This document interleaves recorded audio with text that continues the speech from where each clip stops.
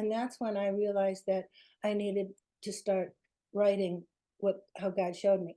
And I did the same thing you did.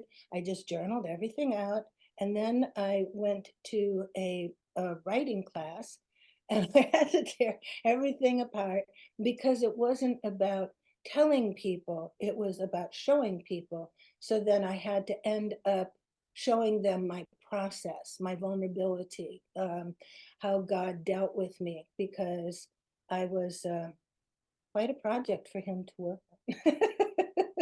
I think we all are. But I love what you shared, Pam, because I think, many of us, we don't show up simply just to write and publish a book. We show up because we really care about the people who need to read the stories Hmm. and to be transformed by that story. And I think you share your life story so beautifully in Tarnished Crowns.